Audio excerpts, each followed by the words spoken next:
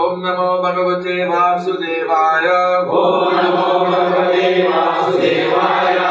Om Namo Bhagavate Vasudevaya. Om Namo Bhagavate Vasudevaya. Om Namo Bhagavate Vasudevaya. Om Namo Bhagavate Vasudevaya. Om Namo Bhagavate Vasudevaya. Om Namo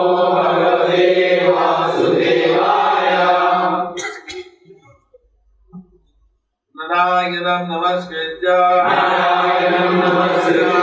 Naram Chaiva Narottamam Devim Saraswatim Vyasam Tato Jayamudiyate Mukha Karoti Vachalam Gayate Girim Yadri Bhata Mahanabande Singaram Himatadivam Yadvipa Jamaham Mande Paramanavaja Buddhya Suyeta Sarvadeva Mayo Guru. One should know, we get the translations in it.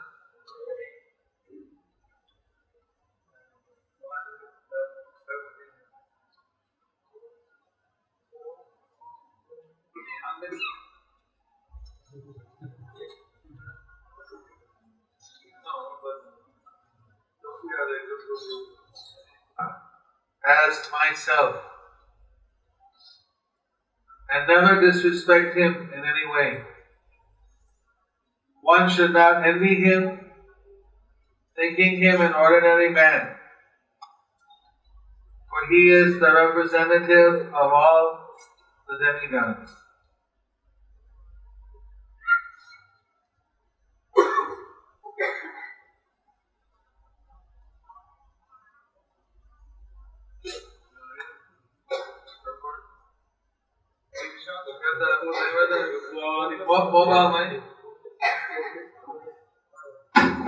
I request you to switch off your mobile telephones or put in silent mode. How much fine?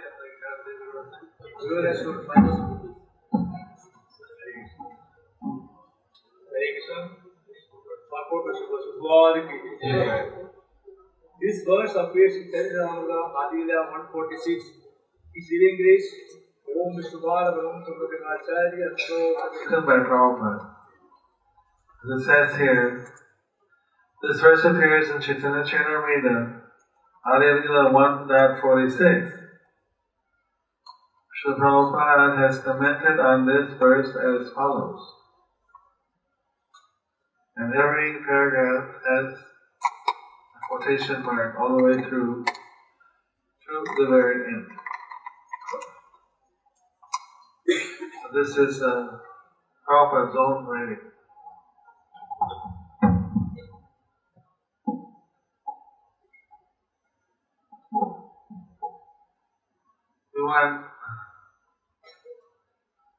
The first most important thing for everybody in spiritual life is to get connected to bona fide disciplic succession.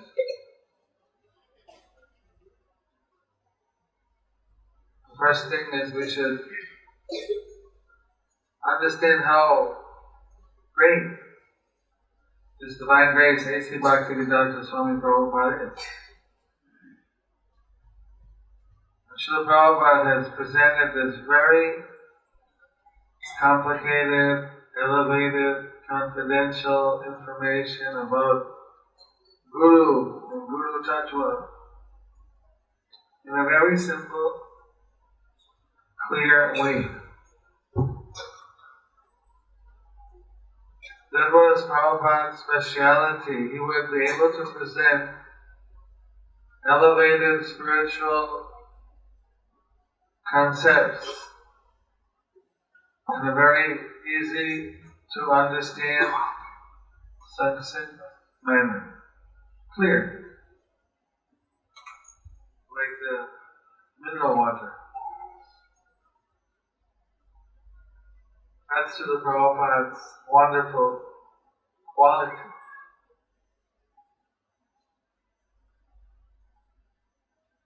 Remember in South India there was some Jnana Yagya, Gita Jnana Yagya going on by one sannyasi, and so many people were coming out from the lecture. So one devotee happened to be passing by, met a friend, it was a friend of the temple, donor, life member or something. What's happening? Oh no, I was at the Gita Jnana Yagya. So how was it? What did Swamiji say? First he said, well, how was it? Oh, it was fantastic. Swamiji, such a great speaker. It was wonderful, wonderful. So what did Swamiji say? Then the friend said, what did he say? I'm an ordinary person. How can I understand what a great Swami said? I can't understand anything he said, but it really sounded wonderful.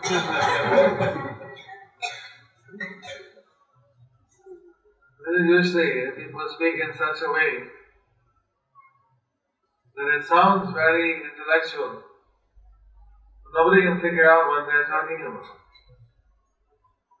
For Srila Prabhupada, he brought the science accessible to us. We can understand even foreigners who didn't have any previous contact with Vedic culture, they could understand. What to speak of the Indians, for them I'm sure it's easier to understand. So we're trying to encourage that Prabhupada, you read this definitions of what an Acharya is. First of all, he was a great Acharya. He lived by the Vedas, he taught the Vedas, he practiced the Vedic knowledge, he could explain it in an easily understandable way. In so many ways, whatever the definition here of an Acharya, he was a great Acharya. So what we're trying to encourage is that everyone should first really be committed to want to serve Srila Prabhupada's movement and serve Srila Prabhupada. Prabhupada has many followers. Prabhupada had a vision of a worldwide movement which would be in all the fulfilling the prediction of Lord Chaitanya to spread Krishna consciousness in every town and village around the world. Prachilite ache jata nagaradi gram sarvatra pracharite paime mornam. That's in Bengali, you have to translate that in English now.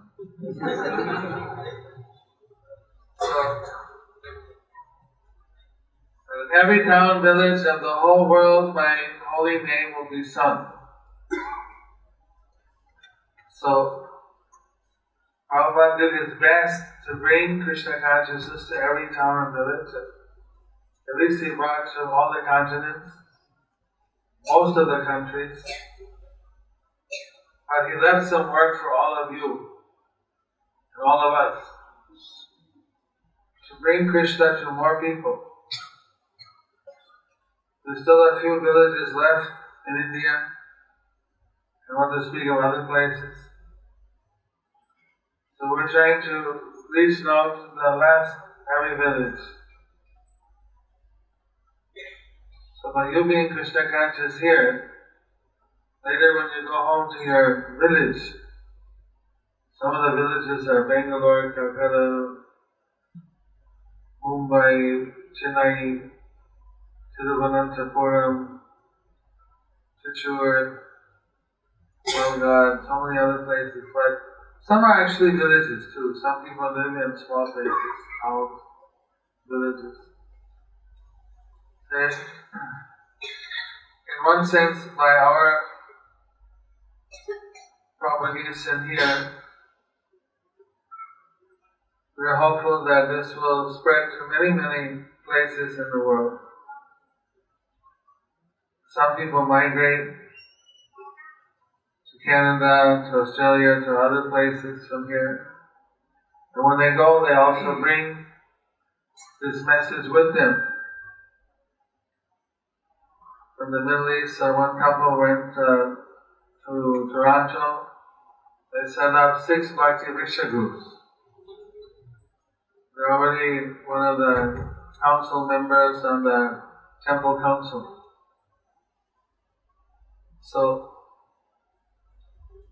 we hope that the devotees, they can get the mercy of Prabhupada. You know that by being a devotee and practicing in a country like this where it's a bit difficult, to 1,000 times more benefit.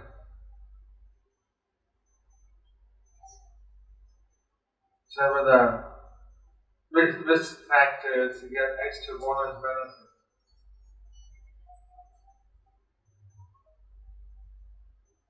Trying to encourage, first of all, some people look, well, who's my guru, or what I should do. The first thing is to be committed that I'll follow Srila Prabhupada. His Divine Grace, Om Vishnupad, Astatara Sadashishi Mad, Abhay Charan Bhaktivedanta Swami Prabhupada. You see here, Prabhupada comes in a line of masters. His guru, his param guru, his guru's guru's guru, and up until Lord Chaitanya, until Lord Vyasadeva, Madhvacharya, Vyasadeva, Narmuni. So connect with the parampara. That's the first thing in this time. There are many sampradayas. There are many groups. But it was really Srila Prabhupada that brought us Bhakti Yoga for the common Prabhupada ki Jai! Prabhupada ki Jai! Prabhupada ki Jai! Then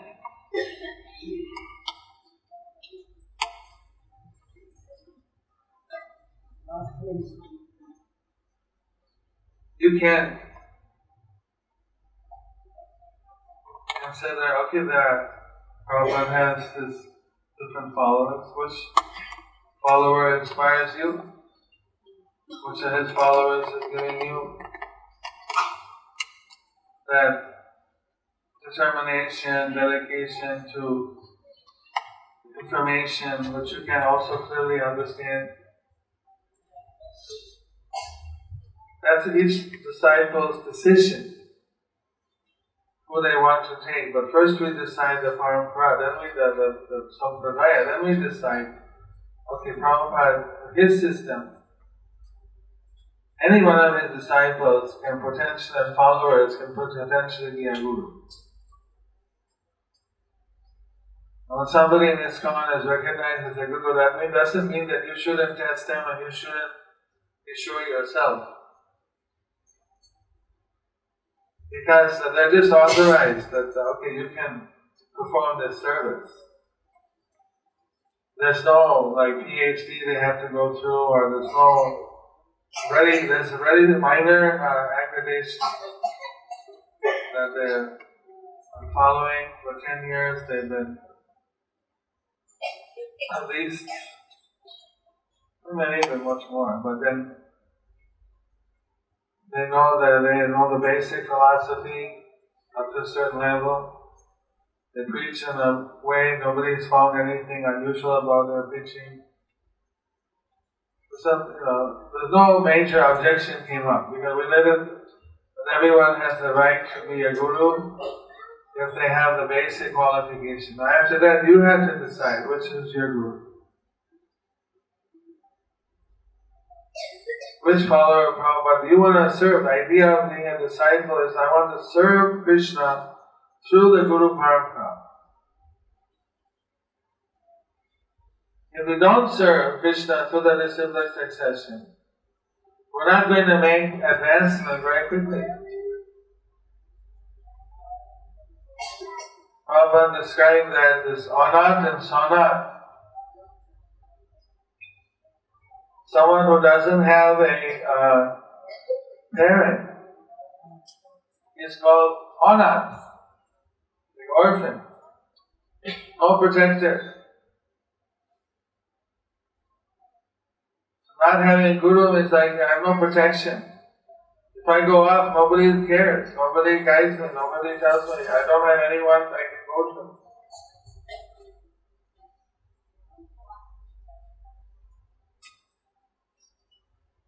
So we need to take shelter of a bona fide spiritual master.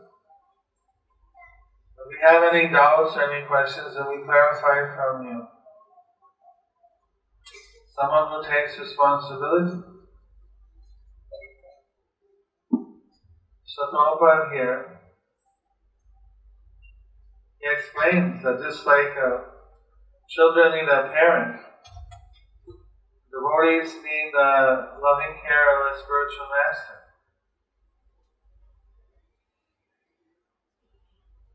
Jiva Goswami said if someone doesn't find someone they see as a acharya, and if they find someone they see like an acharya,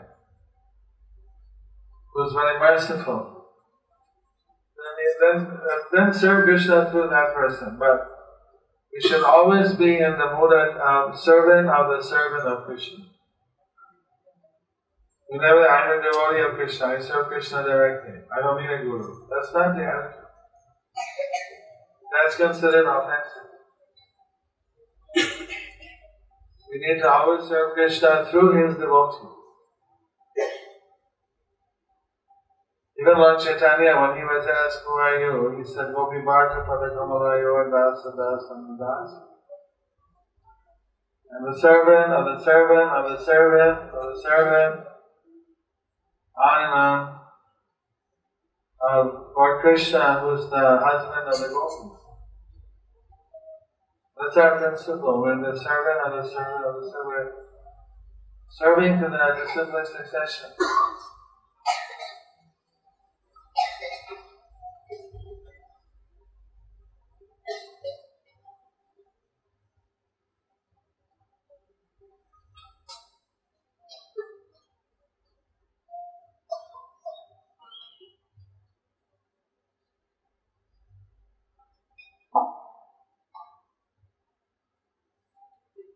Water.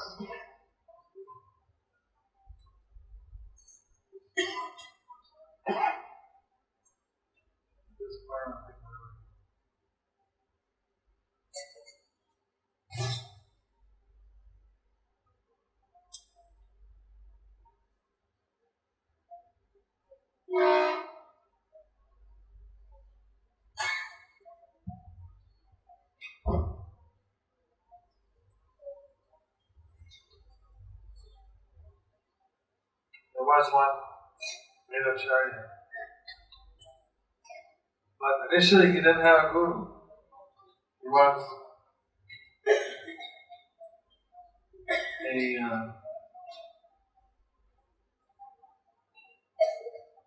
son devotee. He decided he'd go to Jagannath Puri from Bengal 500 years ago to meet Lord Chaitanya. And he would take initiation and he would learn the Srimad Bhagavatam. His name was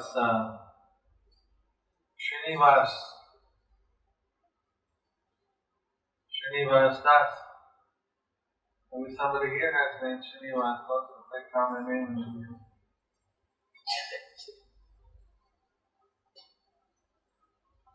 He got to Jagannath Puri and there was a big festival going on. He said, "What's happening?" He said, "Oh, you don't know. Lord Chaitanya left the world yesterday. Today's the festival."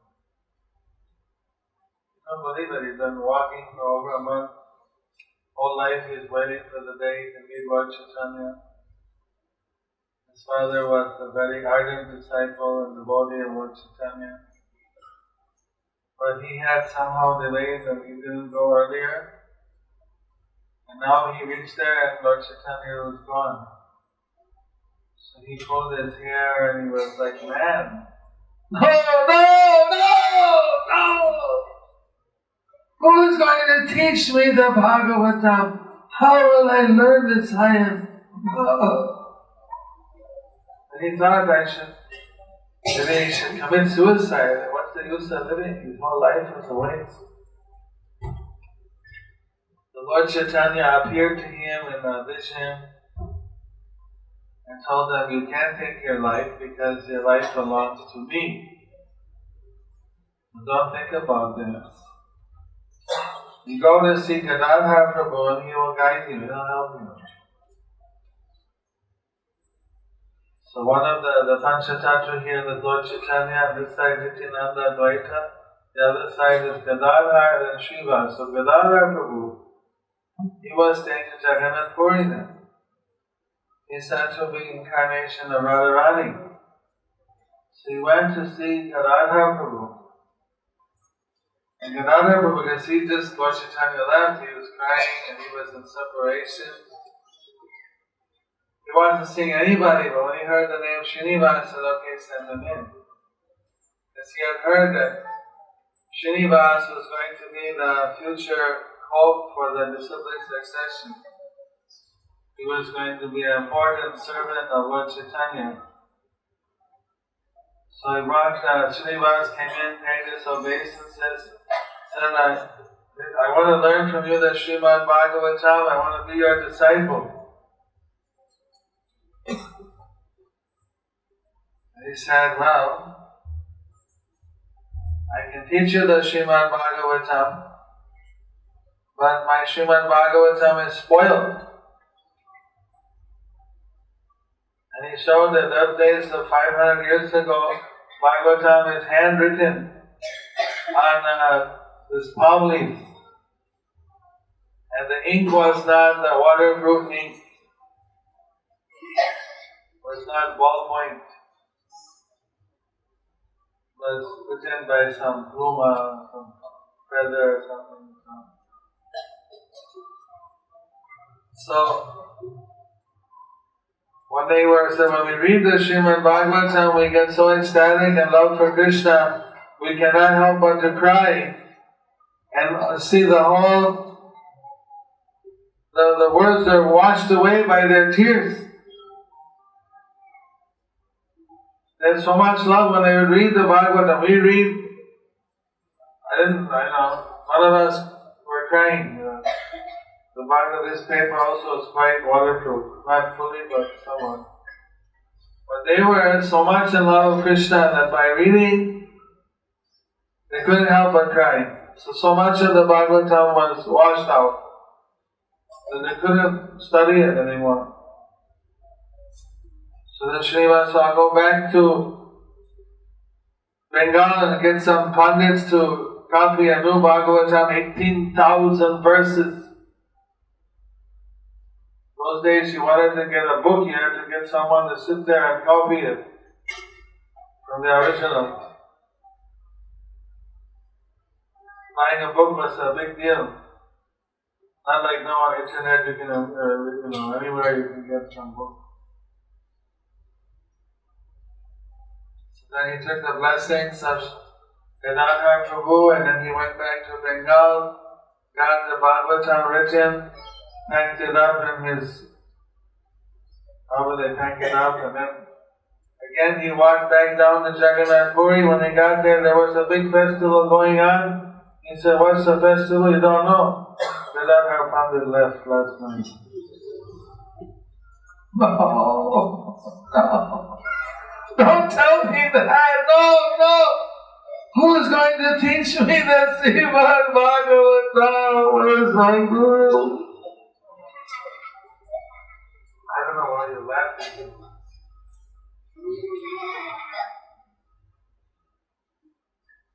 He was crying. He was devastated. Didn't know what to do. Again, he was like, he really wanted. Maybe I can't dramatize this properly, but he was really upset. Really devastated. Then he was told to go back to Bengal. Another vision of Gadadhar has to go back. There you'll find Nityananda Prabhu, he can help you. He went back to Bengal, walking again. He got there. Then he found Nityananda Prabhu had gone, left the world. After Lord Chaitanya, everyone's going back to the spiritual world, not anybody staying on. So, again he was devastated. This time someone came to Ayur Srinivas. He said, Thakurani, she wants to see you. Thakurani, the widow of Lord Chaitanya, Vishnu Priya. So he went and paid his obeisances, and there in the house where Lord Chaitanya grew up and lived. And there Vishnu Priya, she was fasting. She was taking, and every time she would chant Hare Krishna, she would take 1 grain of rice. So that many grains of rice she would eat in a day. How much you can chant? How much? So, she's very thin, and she wasn't caring for her beauty, for her personal upkeep of her hair or anything. She was very much in separation of her divine husband, Lord Chaitanya. But even then, Srinivas could see that she was the most beautiful woman he had ever seen. She was a Lakshmi. She was out of this world. She was playing this pastime. She paid his obeisances prostrate. She said, "I'm not seeing anybody." No. But last night, in my dream, Lord Chaitanya came and told me you were coming, that I should, you're going to do some important service for him, that I should tell you to go to Vrindavan, and there Rupan Sanatan Goswami can help you.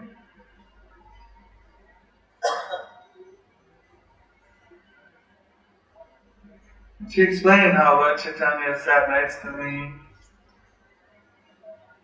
with his arm around me, told me that Srinivas was coming. Give him the mercy. It's like that Srinivas was getting a lot of encouragement, but he wasn't getting a guru. This time in Navadvip he met many devotees. Then he went off to Vrindavan. Vrindavan's a long way. Those days you had to walk alongside the Ganges. By train it's 1,400 kilometers from Howrah station to Delhi. Vrindavan's 100 before that, so but walking, along the side of the Ganges, maybe 2000, I don't know how, it's a long way. The Ganges doesn't go like this, it's moving. Anyway, 1500 plus, something like that. How many of you have walked 1500 kilometers? You fly it, we all got here by flight. It's like walking from Mumbai to Dubai. Right? So, excuse me. Anyway, he went off again after getting many blessings from Vaishnavas. Went to Vrindavan, there in Vrindavan he was taking a bath in Akura's Kunda. And he overheard some brahmanas walking by. No, Vrindavan isn't the same anymore. Yes, since Rupa and Sanatan left, it just isn't the same. He ran out, this was his gamcha. What are you saying? Rupa and Sanatan left? Don't tell me yet. Yes, they're having a festival now in Radha Govindaji temple. They're gone. They both left the world. No, no!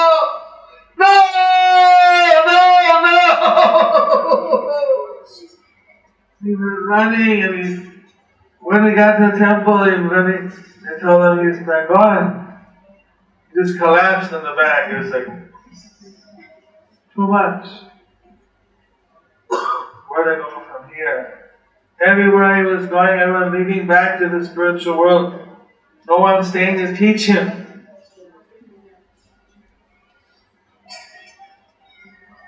And somebody woke him up. Wake up. So you Srinivas? And he said, yes.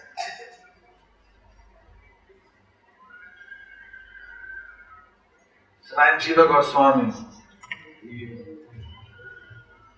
Rupa and Sanatan told me that you will be coming, that you should take initiation from Gopal Bhatta Goswami. Gopal Bhatta Goswami is son of Venkat Bhatta, the head priest of the Ranganath temple in Tamil Nadu, who originally was initiated by Chaitanya Mahaprabhu, and he went to Vrindavan as one of the 6 Goswamis. And Jiva Goswami said, I am supposed to become your Siksha Guru. He'll give you initiation, I'll give you instruction. Well, there's 2 kinds of spiritual master. There's the one who gives initiation. There's one of those.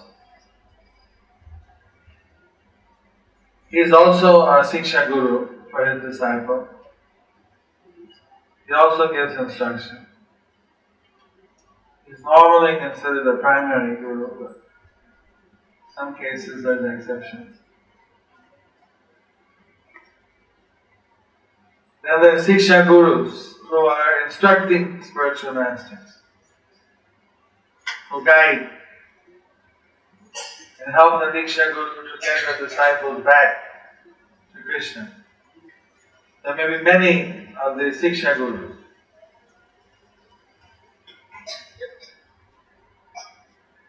So now finally Srinivas Acharya, later he became given the title Acharya. Srinivas achieved his spiritual shelter. The way he was so eager and so determined to get a spiritual master, to get the guidance that he needed to get back to Krishna. It's a good example for all of us.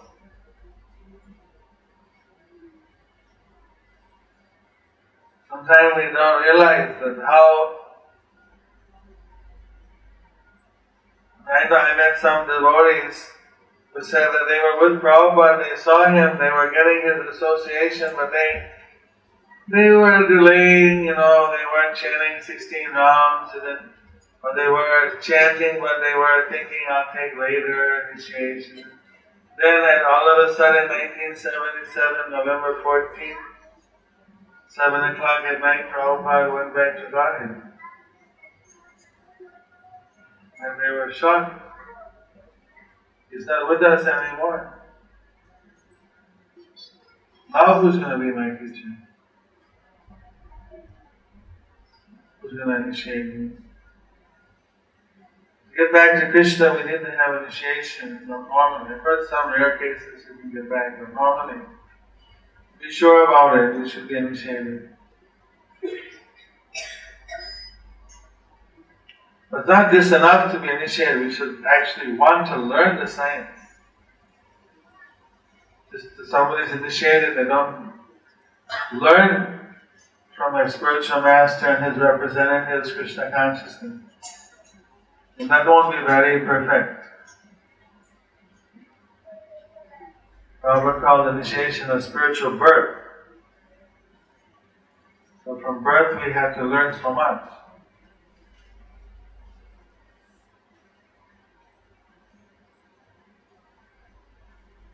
It's important that we take as our priority how we are going to get proper shelter, proper understanding, proper development. Because people that take initiation are little babies, spiritually are, but materially they're adults, so at least 12 plus. Most people are middle age already. It's up to them also to ask questions of the spiritual master to get the proper understanding about Krishna consciousness.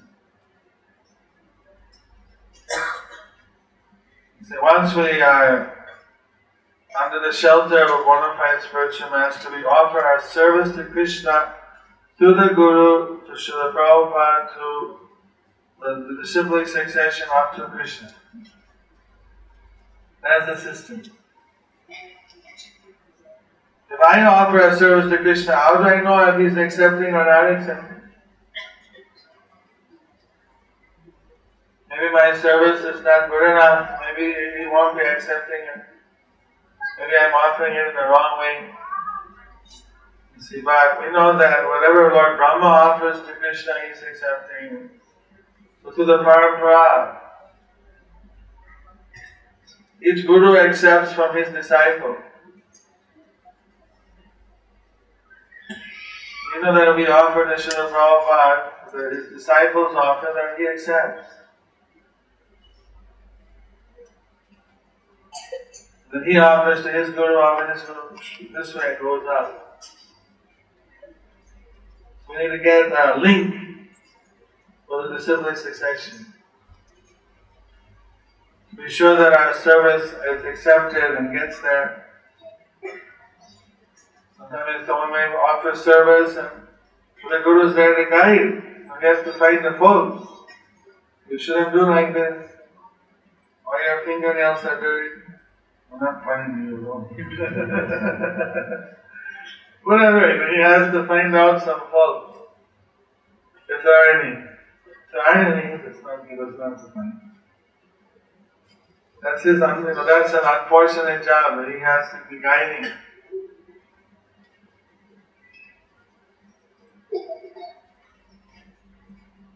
And encouraging. When something's right, he said, oh, it's very good, it's right. Those little words of encouragement we got from Srila Prabhupada, they were so important. When he was saying that something was good, it was like a real confirmation, okay, I did something right. And then he said that something wasn't correct. It was also very serious matter. The disciples are very much focused on trying to please the spiritual master. Some unscrupulous, not bona fide spiritual master, like we find in Bengal.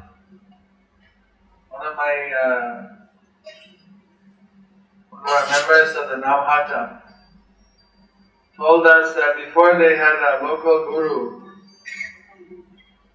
and the guru would visit the house and they gave him nice Krishna prasad. So what is it? Why you're not giving me fish? So no, we're going to the Hare Krishna Navhata. They told us that gurus should eat Krishna prasad. What? This is vegetarian, this is cheap food. Fish is expensive. You must give the best to the guru, good fish. They're demanding like this. So, I'm not going to come here anymore if you go to this Hare Krishna. He went off. So they joined and said, Furthermore, we could say that he's not even vegetarian, he's not following. Some gurus are like that, they don't follow, they're demanding you have to serve. True guru, he should be practicing what he preaches. He said the devotees, they should eat only Krishna prasadam, should follow what we call sattvic ahar and sattvic achar. Behavior and the moral goodness. Everything should be offered to Krishna. Like Prabhupada said, the life of a spiritual master, it's a transparent thing. Everything is dedicated in Krishna's devotional service. Krishna doesn't eat fish. So the Guru doesn't eat it. Krishna will eat fish, we will eat. He doesn't eat, so we don't eat. Someone else, maybe they're not able to be vegetarian, maybe they eat fish but they chant. It's alright. But they're not claiming to be a guru. When somebody is a guru, or claiming to be a guru, then they have to practice. Acharya means they have to be a good example, they have to follow by the rules. You know that some people, it may take them time to be fully a vegetarian. We don't reject their service, we try to engage them. But to be a guru and take the responsibility for people's spiritual life, then you have to practice very carefully the principles of devotional service.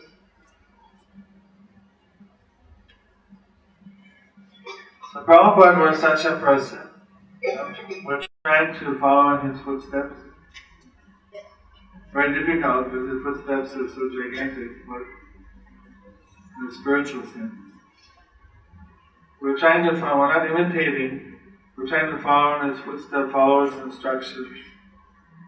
And in ISKCON, we're all dedicated like that to following Prabhupada. You have to see who you are inspired by if you're not already initiated.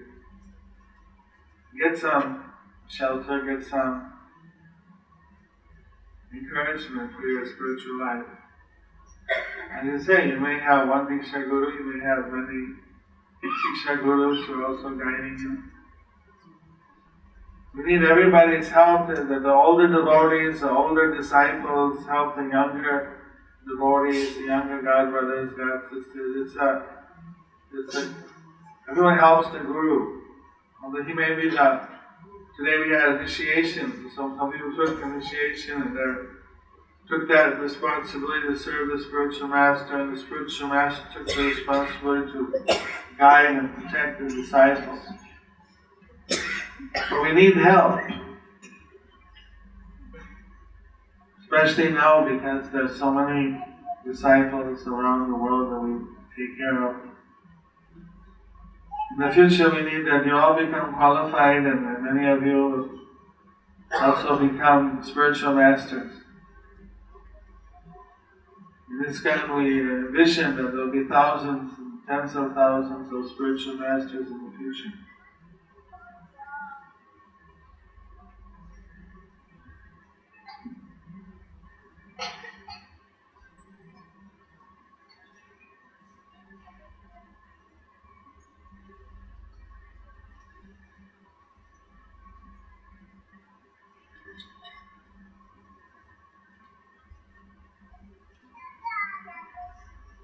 different parts of the world, different languages.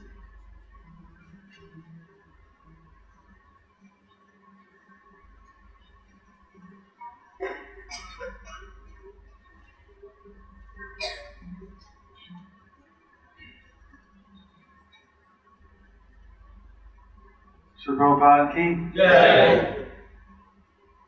Prabhupada ki Jai. Guru Parampara ki Jai. Jai Gopinan. A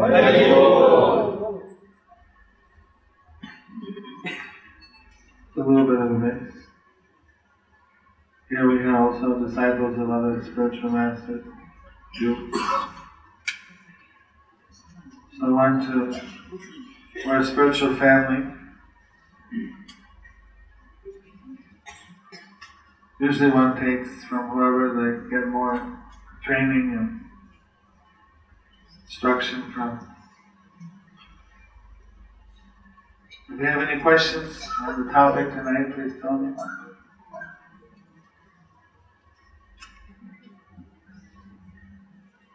Rasna?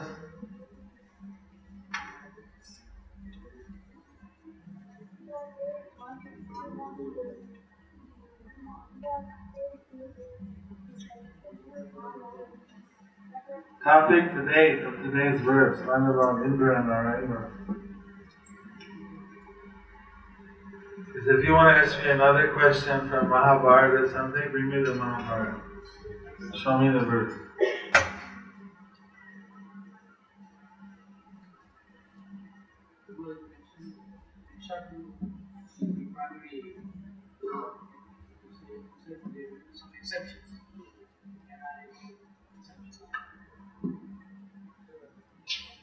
Well, it's like sometime maybe a Siksha, maybe one gets initiation, like in the olden days. Now there's email, there's telephone, there's many methods, there's jet flight. So one gets to see the Guru. But in other old times, sometimes they were initiated, then they were under the care of a Siksha Guru. Sometimes they never saw their Diksha Guru again. So, just in practical terms, that Siksha Guru was more prominent in their life. Like someone, if they don't see their father and they're under the uncle, maybe still the father's father, but uncle is more, he's like a father for them. Something like that. That kind of. But, or if the Guru may authorize someone that you can be under the care of the Siksha Guru, whatever he says, take it as I'm saying it. The different kinds of levels of Siksha Gurus. There's some who give us practical guidance on a day-to-day basis, but they're not like, we don't take them on the same level as the Guru, but they're also a kind of Siksha Guru. And there's someone who's actually, you consider like on the same level like the Diksha Guru.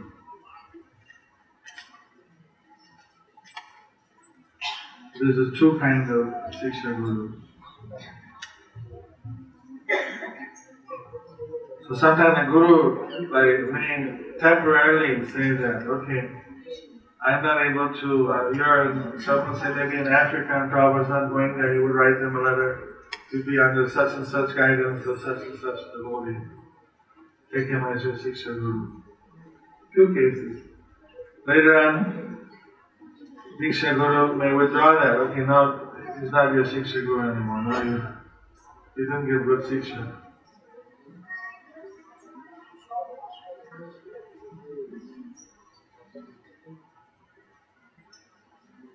There's a few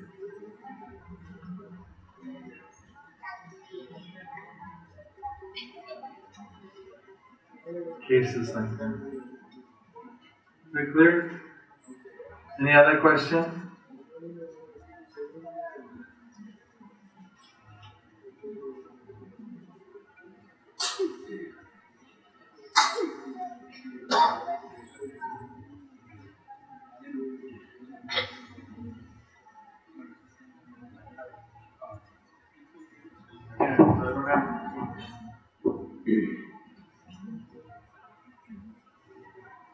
Maharaj, if a person wants to take a shelter, before that he thinks that he is not so committed or not so serious. So let me become more committed, then let me take shelter. At the same time, there is another thought.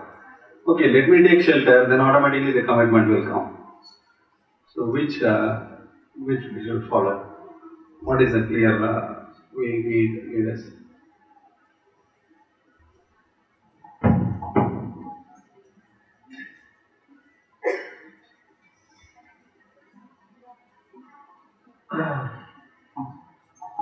Like Srila Prabhupada, he was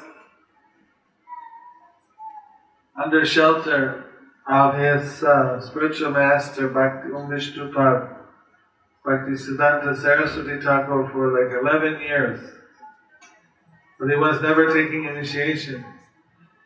Because he was always thinking that if I take initiation, I don't want to be like a burden for my spiritual master. I want to be pure, So he kept trying to get pure and pure. Then some older godbrother talked to him and said, look it, you're never going to be 100% pure. If you're 100% pure, you won't need a guru then. We take a guru because we want to get purified. We want to get his guidance, his protection.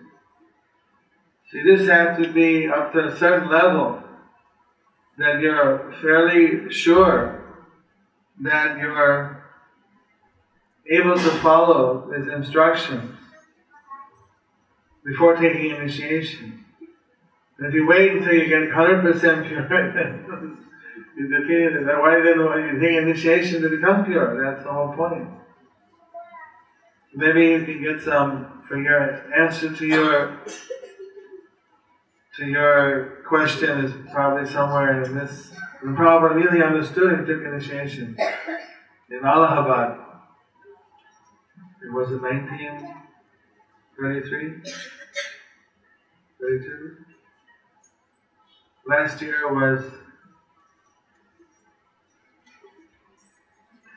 must have been 33 because last year was the centennial of Prabhupada's initiation. No. 70th anniversary. 70th anniversary. I went to Allahabad, and there the governor was there. At that time was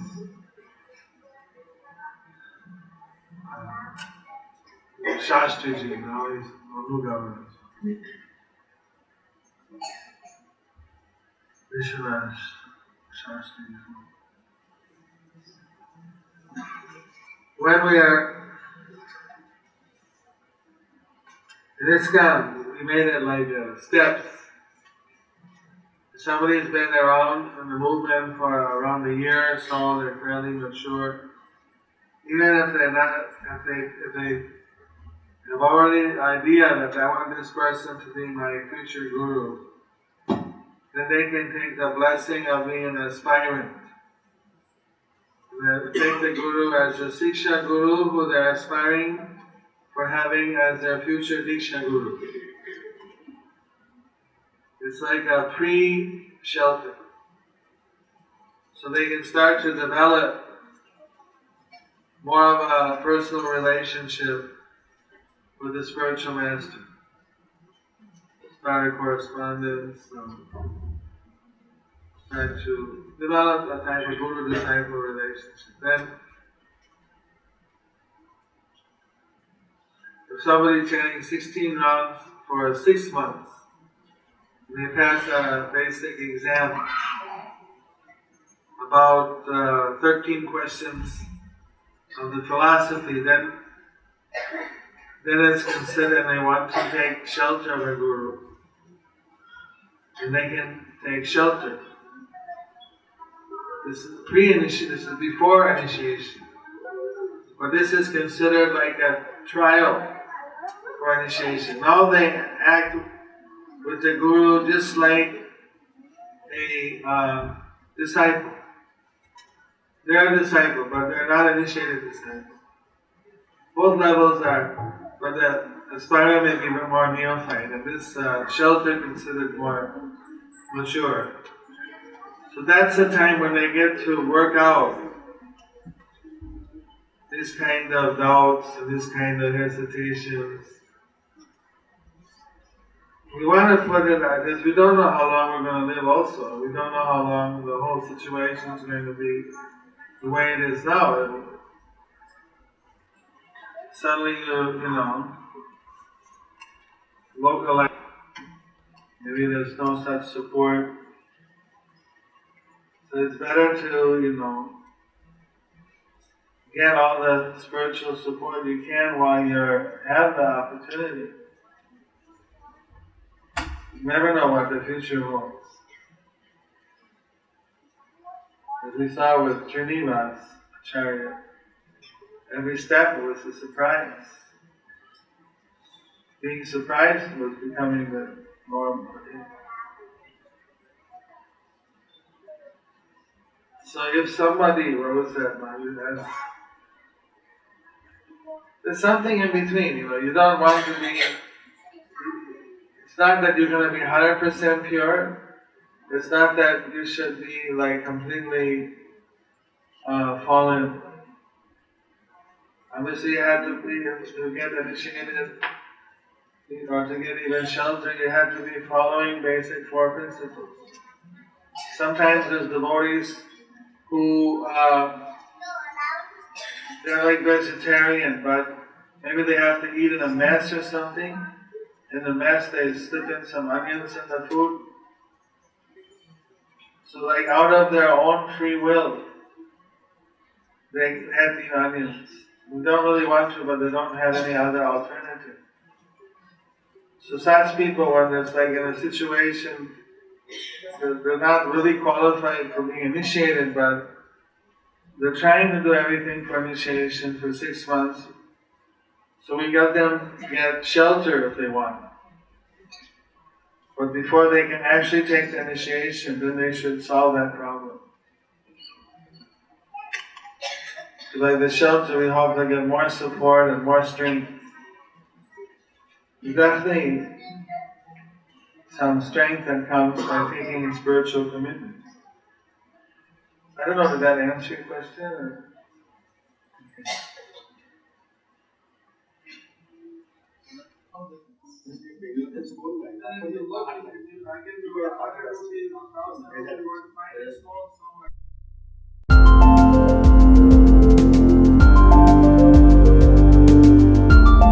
Thank you for watching our videos. Be sure to subscribe to our channel.